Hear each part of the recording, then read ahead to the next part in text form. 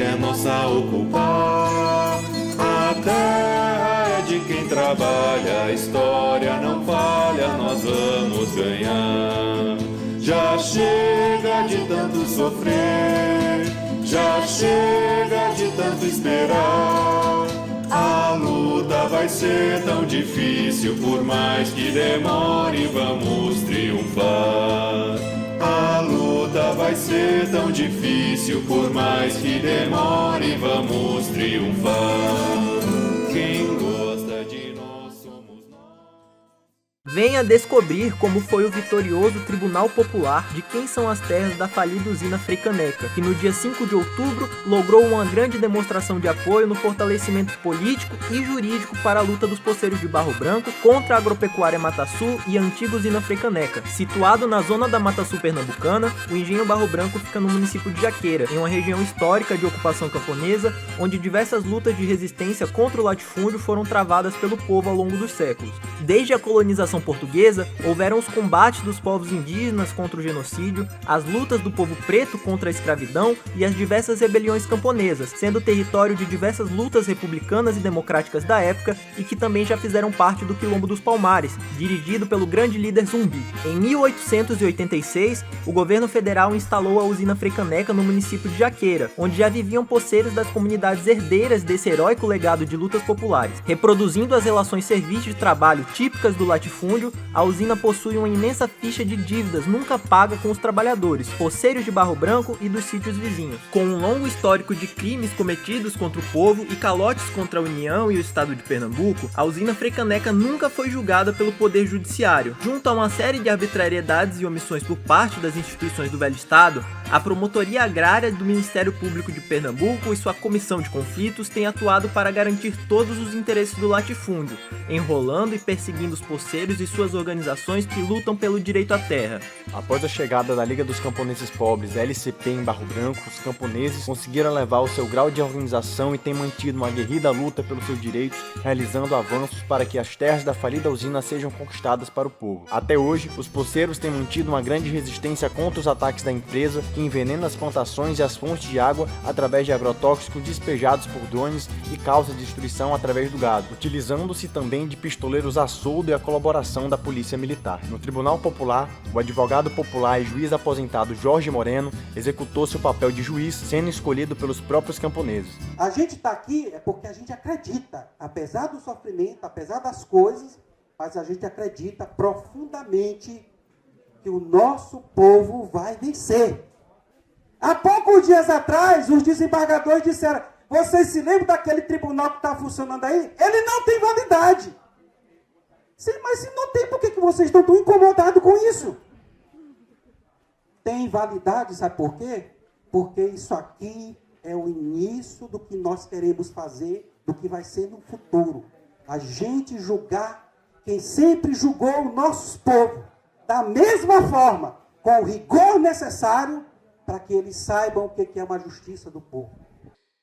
Os advogados de acusação e um poceiro fizeram a apresentação do caso a partir de um dossiê produzido sobre o conflito. Dada a apresentação, 4 camponeses foram ouvidos na condição de testemunhas, sendo 3 moradores de Barro Branco e um camponês do engenho Santa Luzia em Catende, município vizinho a Jaqueira e que passou por semelhante processo de luta contra a usina Catende. Iniciados os testemunhos, um morador do engenho Santa Luzia relatou que trabalhou durante anos na usina Catende, usina vizinha a Freicaneca, e quando foi demitido, não recebeu seus direitos trabalhistas. Também explicou ao jurado sobre a desapropriação da usina em um processo que a transformou em uma cooperativa supostamente a qual todos seriam donos, mas que na prática manteve a mesma situação de exploração vivenciada antes, apenas mudando os administradores. O camponês explicou que em 2008 foi realizado o corte popular das terras do engenho pela LCP sob liderança do histórico dirigente José Ricardo, processo no qual a terra foi cortada e entregue em 9 a 10 hectares para cada poceiro e que, dentre os 40 engenhos situados naquelas terras, apenas onde foi feito o corte popular é que a terra foi de fato dividida e conquistada pelos trabalhadores, restando locais que até hoje esperam a divisão pelo INCRA, sem qualquer avanço do Instituto para entregar as terras aos camponeses. Bom dia, pessoal.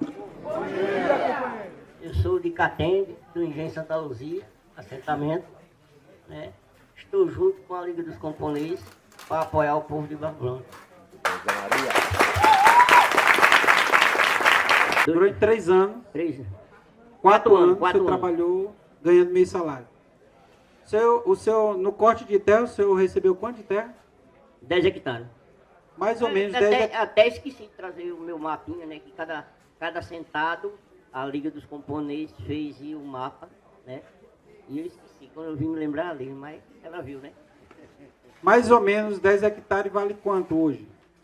Olha, aqui mais ou menos vale ouro, né? Pra mim, Não, mas não tem preço, se sabe? o senhor fosse vender, valia quanto? É mais ou menos uns 100 mil reais. O senhor trabalhou quantos anos? Trabalhei 32 anos. 33. 32 anos. 32 anos, E a fechado. sua indenização, vamos dizer, foi... Não recebi nem um centavo. Não, Aí você ele- trabalhou 32 anos e a sua indenização foi uma terra de 10 hectares. Não me deram nada. Não me deram nem um centavo, nem deram terra. Quem deu terra foi a Liga. Foi lá e passou. Uma moradora de Barro Branco compareceu ao júri para compartilhar seu testemunho da resistência feroz de Barro Branco e contar sobre a bravura com que os camponeses têm travado uma luta contínua contra os crimes da agropecuária Mata Sul de Guilherme Maranhão. Contando com as suas próprias forças, ao lado de seus companheiros e dos estudantes, rememorou que mesmo feridos a fogo e a bala, não houve quem recuasse na resistência. A camponesa ressaltou que com a direção da LCP foi possível garantir a vitória do povo através da organização da autodefesa, não temendo nem a morte para garantir a defesa de suas terras. Emocionada, reafirmou sua preocupação com o bem-estar dos membros da comunidade, colocando que não há distinção entre os crimes cometidos pelos pistoleiros e a omissão da polícia, pois são parte da mesma atuação em favor do latifúndio, e comentou sobre a necessidade de que os camponeses também estejam preparados para resistir a novas investidas. E a gente vive nessas alianças aqui de vez em quando. Sexta-feira, como ia ter esse evento aqui hoje, esse tribunal, que eles sabiam que ia ter esse tribunal, botaram 2 vigias, ao dia quase todo, para lá e para cá, se arrastando das portas. Passando para lá e para cá, se arrastando das portas. Não sei o que esse vigia estava planejando. Se ele estava pensando que a gente hoje nós ia invadir as terras, mas foi engano dele. Hoje é o nosso tribunal, que é onde nós estamos comemorando, que era para comemorar no dia 28, mas devido à festa da cidade, né, que completou o ano, a gente está comemorando esse ano hoje, com muito prazer, com muita alegria, com muita honra, porque nós temos vocês tudo aqui, dando apoio a gente, e nós não estamos só, gente, nós não estamos só, e eu tenho fé em Deus, que nós vamos conquistar essa terra, Deus não quiser, mas nós conquistamos. Quando aconteceu os tiros, um bocado deles saíram embolando para dentro das bananas. E os outros ficaram escorados na igreja. Bem na hora que quebrar a vida da igreja. E foi na hora que eu ia passando e eles mandaram eu ir para dentro da casa, que eu estava com uma roçadeira nas costas, e eles mandaram eu me esconder, para não levar bala. Aí foi aonde eu falei para eles, entendeu? Eu falei para o senhor aqui, que eu disse a eles: olha, eu não sou vocês que estão se cagando de medo. Eu vou para ali para a luta, eu vou para o tiroteio. Se eu tiver de morrer, eu estou lutando pelas minhas terras. Eu não vou abrir mão das minhas terras e nem vou deixar que cada passar pela ordem de nós não. Se nós estamos aqui dentro, a gente tem que olhar no meu, com fome, com sede. E nós não vamos dar os gostinhos desses caras safados, passar por aqui zombando a cara de nós não, que ainda tem mulher e tem homem aqui. E eles disseram: muito bem, se a senhora não quer sair, após receba tiro. Eu disse: eu quero receber, eu recebo. Aí infelizmente não recebi não, mas meu irmão recebeu, a companheira Cecília. Mas eu não saí, eu não arreguei o pé enquanto a gente não coloquei nesses bandidos para correr.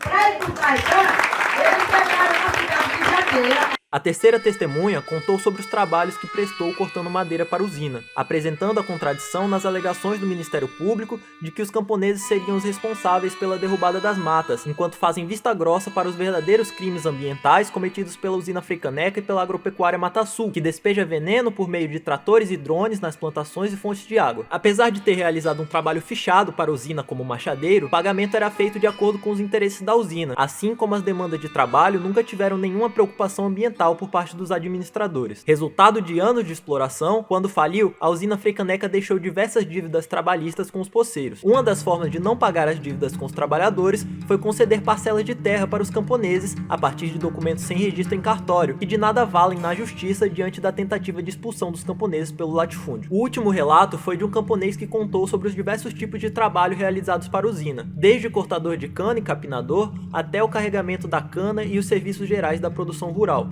relatou sobre as condições serviço e trabalho na usina, que realizava os pagamentos em cestas básicas, sabão e sal durante as semanas de trabalho. Com a falência da usina, ele também recebeu um documento prometendo a propriedade de sua casa, na qual já morava durante todos os anos de trabalho. Vivenciando a mesma situação, a falta de registro em cartório tem sido utilizada pelo atual rendeiro das terras para tentar expulsar os camponeses através de ameaças violentas. Mesmo com essas agressões, incluindo a tentativa de assassinato, a justiça burguesa tomou lado pelos latifundiários e nunca puniu o senhor de terra e seus capangas pelos ataques aos camponeses. Em sua conclusão, reafirma que para garantir seus direitos, o principal deve ser a iniciativa dos poceiros e ex-trabalhadores em fortalecer sua luta, ao invés de apenas esperar a mudança na atuação das instituições estatais com extenso histórico de beneficiar o latifúndio. Que eu pedia no meio da rua, eu não tenho vergonha de dizer não. Agora sabe por que eu pedia? Para não ver meu filho chorando no meu mocapó de fome e nem roubar nada de ninguém. Então, por essa dignidade, eu posso ter sido, ou seja, o meu pai. Agora essas coisas, meus filhos eu não ensinei não. A gente toma um copo d'água para os dentes, que é digno. É desse jeito que eu falo. E o que o senhor acha quando as pessoas falam que o trabalhador não consegue melhorar de vida porque ele é preguiçoso e vagabundo? Porque se o trabalho fosse essas coisas, o burro tinha um casco de ouro. Burro tinha casco de ouro. Eu nunca vi na vida do trabalhador. Mas você acha que essa empresa se beneficiou do seu trabalho? Prioridade é os animais que estão tendo a prioridade no meu lugar. Os animais estão vivendo em um nascente de uma água que vai para a minha casa. Os animais babam, os animais defecam, os animais urinam. Quer dizer, quebra enganação. E por que ele não está sendo beneficiado do meu direito? Aí o direito está sendo para os animais e ele achando bom. E eu sofro. Não só eu, como todos que residem aqui em Barra Branca. Ah, mais uma pergunta que eu queria fazer para o senhor. O julgamento diz de quem são as terras da usina Frecanec? Ao meu lado de entender, aos meus 54 anos, meus 47 que eu resido aqui, a terra tem que ser do povo de Barro Branco. Durante a tarde, com a conclusão dos relatos apresentados pelos camponeses, todos os presentes foram ao local onde ocorreu a resistência feroz de Barro Branco no dia 28 de setembro de 2024, quando os camponeses expulsaram mais de 50 pistoleiros do Invasão Zero que atacaram a comunidade a mando da empresa latifundiária. Durante o Tribunal Popular, os crimes cometidos pela agremiação armada da extrema-direita também foram trazidos a julgamento, apontando o que de fato ocorreu no dia, de acordo com a experiência vivida pelos camponeses e como se enquadram na legislação criminal as ilegalidades cometidas pelo grupo paramilitar com apoio da PM. Após mais de um ano do ocorrido, nenhum dos mandantes nem os executores da incursão criminosa foram punidos pelo judiciário em Pernambuco. Em contraposição, lideranças e membros da comunidade são alvo de um inquérito que ocorre em segredo de justiça, em uma tentativa de criminalização da luta dos poceiros de Barro Branco e da LCP. Em forma de manifestação, o Tribunal Popular trouxe um importante momento de demonstração das ligações da luta do povo em Barro Branco com as lutas populares no mundo, levantando alto dois grandes banners em homenagem aos mártires da luta revolucionária na Índia e na Palestina. O camarada Basavaraj foi secretário-geral do Partido Comunista da Índia maoísta durante o processo de guerra popular em curso dirigido pelo PCI maoísta. Tombado em combate contra as forças contra-revolucionárias do Estado fascista indiano, junto a outros 27 revolucionários, acompanhando uma foto do dirigente proletário em sua juventude, estavam duas consignas: honra e glória eternas ao camarada Basavaraj e viva a guerra popular na Índia, como tem sido homenageado por democratas e revolucionários de diversos países. Com a foto de Arya Sinwar, os manifestantes levantaram outro estandarte com os dizeres: honra e glória eternas ao companheiro Sinwar, viva a heróica resistência nacional palestina. Sinwar foi um dos líderes palestinos que dirigiu pessoalmente a grande virada da luta palestina com as ações da Operação Dilúvio de Al-Aqsa, em 7 de outubro de 2023. Sinwar foi assassinado pela entidade sionista de Israel em 24 de outubro de 2024, deixando um legado que transformou todo mundo em apoio à resistência armada do povo palestino e o norte que este dá às lutas por libertação nacional contra o imperialismo. A manifestação percorreu as terras do Engenho Barro Branco, onde as bandeiras da Palestina e da LCP foram hasteadas lado a lado, em gesto de união entre a luta dos povos, com a participação do Dr. Ahmed Shihada, presidente do Instituto Brasil-Palestina, a reforçar que os camponeses são os palestinos do Brasil e sua luta é a mesma, uma vez que ambos enfrentam a opressão do imperialismo dos Estados Unidos e da extrema-direita sionista.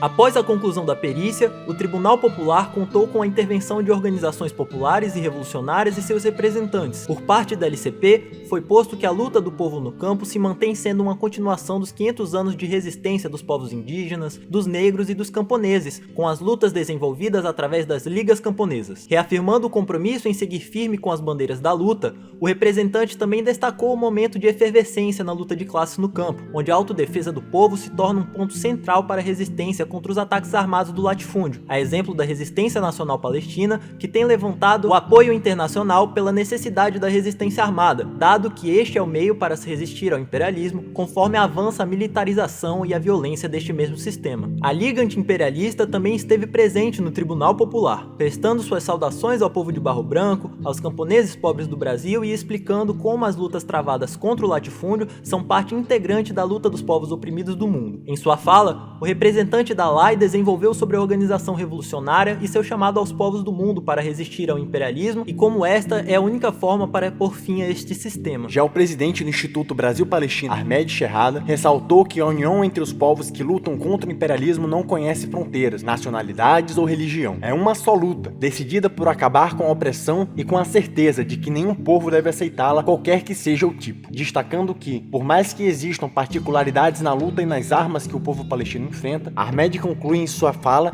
que o espírito na Palestina é o mesmo dos povos oprimidos do mundo, o de não aceitar a injustiça e o silêncio, sabendo que para conquistar a liberdade só há o caminho da luta revolucionária.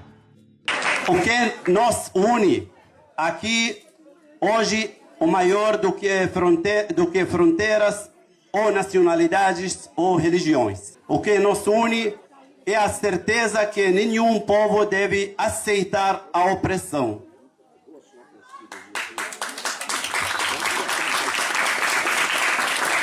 O que nos une a convicção de que a dignidade e a vida pertencem que resiste para construir o futuro. Na Palestina, enfrentamos tanques, aviões e bloqueios. Aqui, vocês enfrentam desafios, injustiças próprias de sua realidade. Mas em ambos os lugares, o espírito é o mesmo. Não aceitar dominação, não aceitar o silêncio, não aceitar a injustiça. Companheiros e companheiros, e quando vejo a bandeira palestina tremular aqui, sinto que nossa luta não está isolada. Essa bandeira nos lembra que a resistência não tem fronteiras. Nos lembra que a dor de povo oprimido é a dor de todos os povos oprimidos. Também que a vitória de um povo é a vitória de todos os que lutam por a liberdade. Companheiras e companheiros, quero dizer que a mesma forma que o povo palestino não se curva diante da ocupação, nenhum povo deve se curvar diante a injustiça. A dignidade não se negocia. A liberdade não se mendiga. A liberdade se conquista.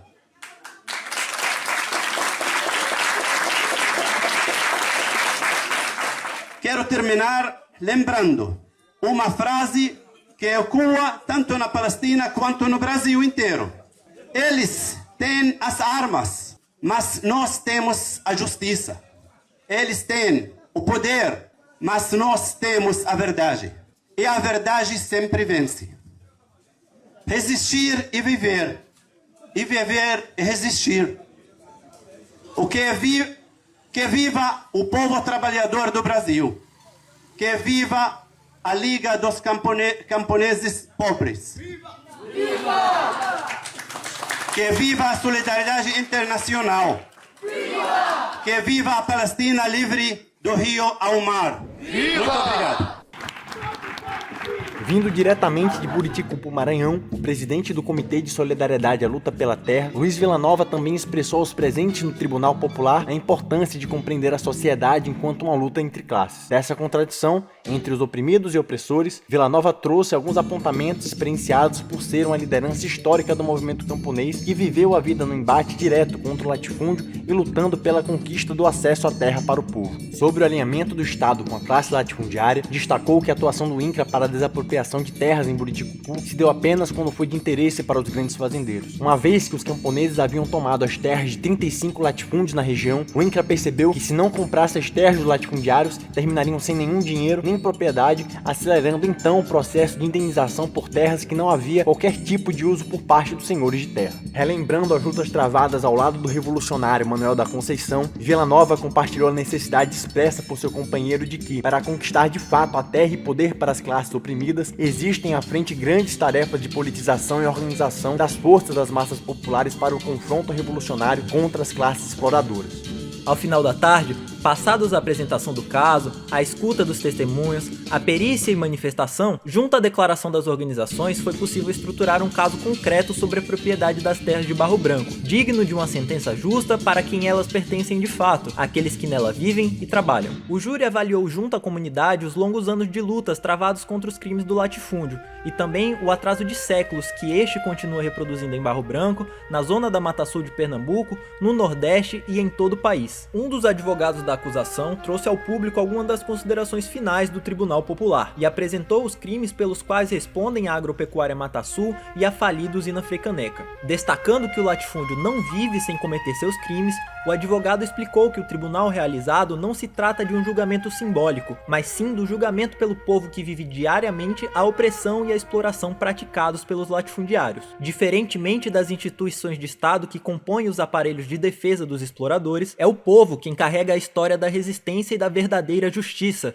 e cabe a ele realizá-la. Também relacionou que mesmo a lei burguesa sendo feita para proteger o latifúndio, ela ainda considera como crimes as ameaças, as fraudes, a grilagem, a destruição ambiental e o derramamento de sangue camponês do qual vivem os latifundiários. Porém, com a omissão da justiça do Estado e a proteção que faz dos grandes donos de terra, a libertação dos camponeses dessa exploração e a conquista da terra só podem ser fruto da luta pela terra e da organização do povo para esse fim. Em sua conclusão, apresentou os autores e a tipificação dos crimes julgados pelo Tribunal Popular de quem são as terras da falida usina Frecaneca.